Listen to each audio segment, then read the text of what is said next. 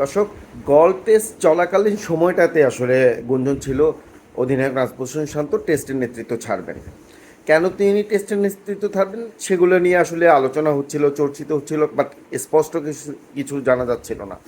অবশেষে কলম্বো টেস্ট শেষ হওয়ার সঙ্গে সঙ্গেই সংবাদ সম্মেলনে শান্ত ঘোষণা করলেন তিনি আর টেস্ট নেতৃত্ব দেবেন না। কেন এই ঘটনাটা ঘটলো?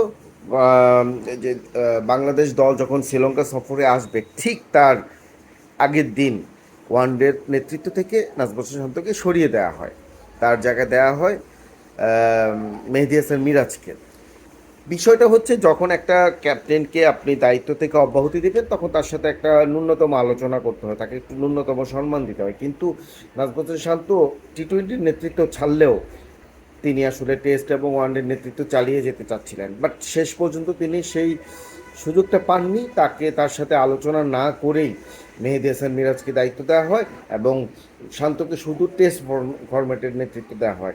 সব মিলিয়ে আসলে তিন অধিনায়ক তিন ফরম্যাটে যেই সংস্কৃতিটা চর্চা শুরু করার প্রয়াস ছিল বাংলাদেশ ক্রিকেট বোর্ডে, সেই জায়গা থেকে মনে হয় আবার সরে আসতে হবে। কেননা অধিনায়ক শান্ত যে ডিসিশনটা দিলেন এবং ডিসিশন নেওয়ার পর তিনি স্পষ্ট করে বলেছেন দেশের ক্রিকেটের স্বার্থে তিনি এই সিদ্ধান্ত নিয়েছেন এবং তিনি মতামতও দিয়েছেন যে আসলে তিনটা ফরম্যাটে দুইজন ক্যাপ্টেন হলে এটা ভালো। আর স্বাভাবিক ব্যাপারে সেই আইডিয়াটা তিনি ক্রিকেটের স্বার্থ সংশ্লিষ্টই মনে করেন তিনি। তো সব কিছু মিলে তিনি অনুরোধ করেছেন যে যাতে এই বিষয়গুলো নিয়ে আমরা বাইরে অন্যরকম চর্চা না করি। তিনি আসলে ক্রিকেটের স্বার্থে এই ডিসিশন নিয়েছেন।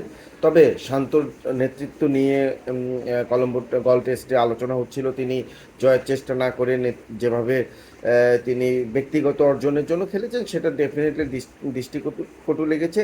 তো আলটিমেটলি সব মিলিয়ে আসলে শান্তর এই ডিসিশনের ব্যাপারে আসলে ডিসিশন নেওয়ার ক্ষেত্রে আবেগ এবং আবেগের ইয়াটাই বেশি ছিল, স্পষ্টই বোঝা যাচ্ছে। তবে যতটুকুই বলবো না কেন যে শেষ পর্যন্ত আসলে বাংলাদেশ ক্রিকেট থেকে আসলে জটিলতা কাটছে না এবং একের পর এক ঘটনা ঘটেই যাচ্ছে, যেটা বাংলাদেশ ক্রিকেটকে এগিয়ে নিবে তো দূরে থাক, পেছনের দিকেই নিয়ে যাচ্ছে।